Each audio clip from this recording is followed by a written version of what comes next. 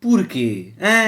É tão fixe quando a comunicação é eficaz, para que é que a gente vai andar a estragar as coisas? Como se já não bastasse o nosso léxico estar cada vez mais desaproveitado, porque apesar de ser dos mais bem guarnecidos do mundo, a população portuguesa não é muito dada a leituras e isso faz com que a gente utilize no nosso dia-a-dia sempre as mesmas 300, 400 palavras. Como se já não bastasse isso, nos últimos 20 anos ainda nos pusemos a alterar completamente os significados das palavras que usávamos a miúdo. Se calhar a miúdo é uma palavra que é melhor não usar porque muitos de vocês não vão compreender que usávamos frequentemente. Ora, no sábado estava a ver a bola e quando Portugal já estava a ganhar por 3-0, um dos comentadores da RTP disse que se Portugal agora deixasse escapar a vitória seria uma autêntica catástrofe. Ora bem, para vocês perceberem melhor o meu ponto de vista, vamos usar como referência este dicionário de português da Porto Editora, que é do ano de 1980. Portanto, é a coisa mais antiga que a gente tem cá em casa, a seguir à minha mãe. Ora, catástrofe,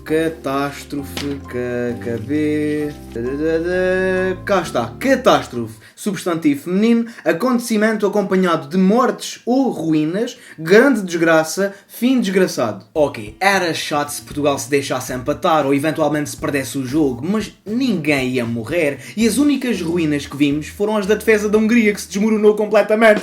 A partir do primeiro gol foi... Tá bem, eu sei que isto são figuras de estilo e todos nós as usamos no nosso discurso para ele ser mais interessante e envolvente. Todos nós usamos e é sempre muito melhor do que estarmos a usar as palavras apenas no sentido literal. Não há mal nenhum com isso. Mas como é que a gente começou a usar, por exemplo, a palavra bestial como um adjetivo fixe? Ora, bestial. Bestial. Próprio de besta.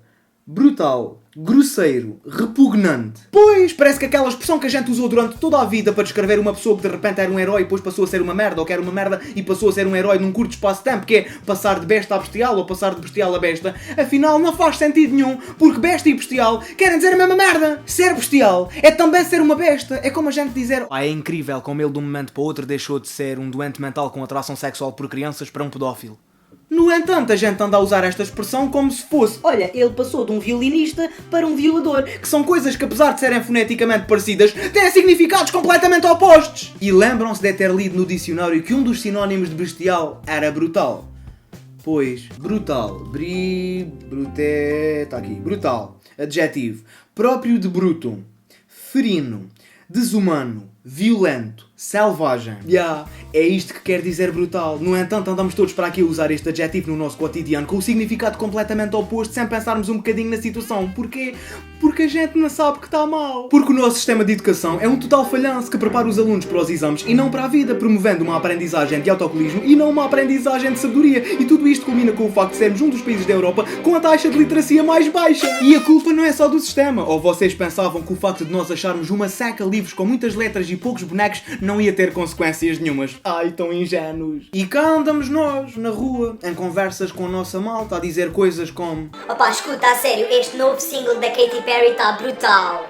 E ninguém desconfia que esta frase quer literalmente dizer que o novo single da Katy Perry é uma merda absolutamente violenta. Mas se por acaso alguém disser: até aí, escuta lá, ouviste falar naquele acidente ali na 125, morreram 3 pessoas e 2 ainda estão em coma no hospital. Mesmo brutal, pá. Já ficamos todos ofendidinhos e é o caos, porque só estamos habituados a usar brutal para coisas inofensivas e positivas, quando na realidade o significado literal da palavra é o completo oposto. Eu sei que isto soa mal e parece bué da estranho, mas se há coisa que os acidentes mortais e outras catástrofes são, é brutais. São literalmente brutais. Então e top? E top? Como é que foi que a gente começou a usar este substantivo como se fosse um adjetivo? Se calhar é porque não tínhamos sinónimos suficientes para descrever uma coisa que é fantástica. E como se estes adjetivos não bastassem, ainda temos todos os graus que lhes podemos dar. Se calhar é pouco, mas não. É mais fixe nós dizermos é mesmo top. Que é uma coisa que na minha cabeça faz tanto sentido como dizer Game of Thrones é mesmo casaco, meu. Pois, é que com as conjugações todas que existem na nossa língua, mais cedo ou mais tarde vai chegar a altura de nós utilizarmos top para descrevermos um top, que é uma cena que faz tanto sentido como esta parede é mesmo parede. E eu também podia falar naquela rapaziada que usa a palavra bot para descrever um carro, só que eu quero acreditar que essa gente não vê os meus vídeos. Mas se por acaso algum de vocês estiver a ver, ponham-se dentro de um Ford Fiesta e atirem-se ao mar até perceberem a diferença. Ok, eu sei que ao contrário da classe política, é natural que a linguagem vai evoluindo. Só que não é preciso uma evolução tão grande como esta que chega a aparecer efetivamente a classe política, que é quando nós estamos a dizer uma coisa e o significado daquilo que nós estamos a dizer é o total oposto. E eu prometo Irei colocar os interesses do povo acima dos meus próprios interesses. E se eu tiver que sair prejudicado em benefício de alguém que tem menos do que eu, pois que seja. Este político é mesmo brutal, meu.